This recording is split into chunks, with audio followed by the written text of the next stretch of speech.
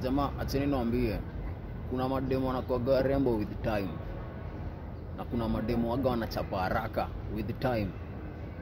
Sasa utapata kuna mrembo jeans zake kama zijakubali, hawezi kuwa na ile curvaceous body ama hawezi kuwa na ile urembo, hawezi ji-unleash hiyo at once.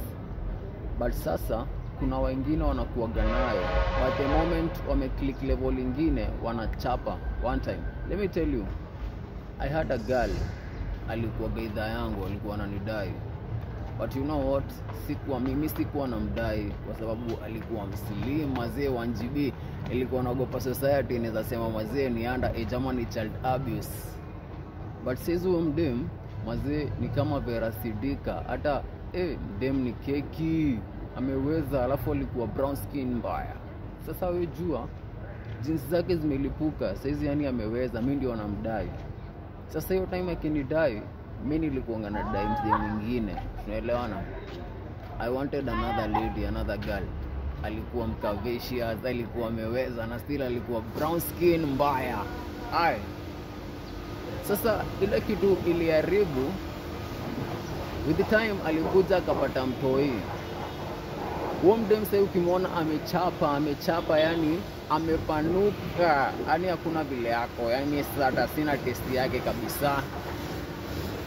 Amekaufala hadi yani tukimpeleka gym hata hawezi recover, amechapa kabisa. Na ndo alikuwa keki. But sasa with the time amechapa, anakaa kama ule Chalidem Genovia. So my question is, my point is, si kila demo wa kuignore. Kuna mdemu with time mazee anakuwa mrembo na anapendeza, na kuna mdemu with time anachapa yani unakuwa hata uwezi kuwa na test yake kabisa.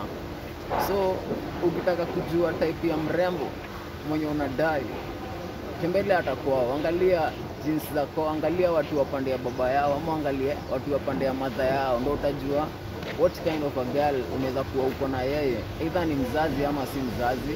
Because wakati mdema amekuwa mzazi, kuna vile wengine wanapanukaga, wanatupa shape na figure completely, na kuna wengine wakizaa bado wanakuwa na ile beauty.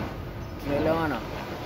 All I know, in case you don't know, this is Link Testament Kayole Products, and in case you are new here, don't forget to like, comment and share. Tunakupenda, tunakujali, tunakuwololo, na nimetoka.